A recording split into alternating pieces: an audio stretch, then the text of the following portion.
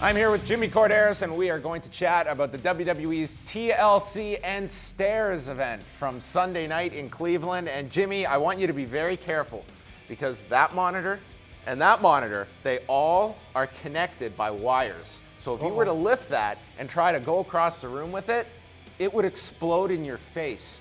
First problem would be lifting it at my stage in career, and no way.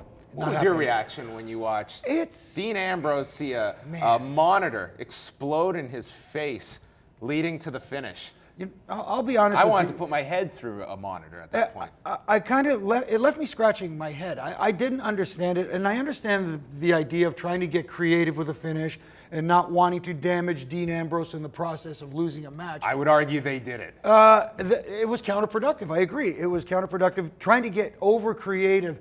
You know what I would have liked to have seen as the finish, believe it or not? There was that spot in the match where Dean Ambrose went to the corner with the kendo stick, placed it in the corner, and it looked like a big lance sticking out of the corner. Yep. I would have rather maybe somebody like Bray Wyatt do something like that, set up the kendo stick like that, leave it for a while, go later on in the match and have, do you remember the Terry Funk, Jerry Lawler empty arena match? My eye. Lance, my eye. That would have made more sense to me. You would have had a lot of sympathy on Ambrose, a brutal injury angle that you could work out of it.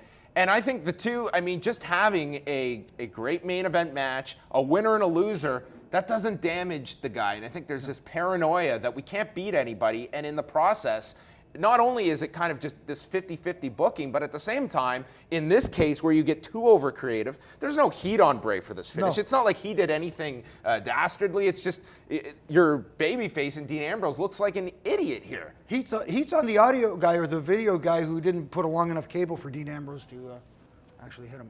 This show featured many different weapons variations. Wow. I think too much of it. They set the bar very high with Dolph Ziggler and Luke Harper right off the bat. Crowd was very much into it, but going to, I think, unnecessary lengths for this match. These guys were killing one another in this opener. Here's the problem that's come out of all these ladder matches that we've seen over the years. Everything's been done.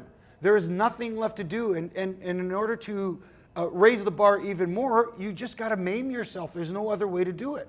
And short of losing a limb or something like that, what else is there left to do in those kind of matches? I think they're passé. Maybe it's time to tone those down and have less of them, please. Yeah, it was somewhat numbing, and I think the main event kind of got hurt by that because that crowd had seen so many chair shots, stair shots, ladders, everything. Tables were thrown out. It was just too much, I think. And the main event, it was like it had no effect. And when you have that many weapons involved in a match like that, it kind of limits what you can do as far as the storytelling aspect of the match. So, again, like you said, it looked like old Memphis there.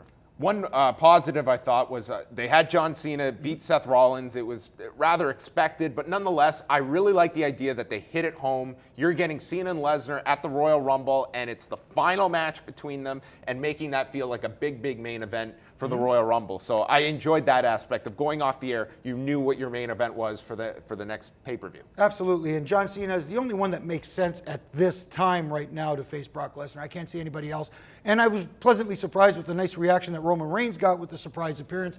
I was kind of half expecting Randy Orton to be the guy, but hey, I'll take it. It was the best Reigns I think has been used during this downtime, was just him coming in, big fiery comeback, and it was the physical aspect of Roman Reigns that got over. And then we saw the verbal side. It's kind of there's your trade-off. We can work on that. WWE TLC, not lighting the world on fire, and that's about the only thing they didn't do in the Extreme department on Sunday night for TLC. For Jimmy Corderas, I'm John Pollock, and more is coming your way.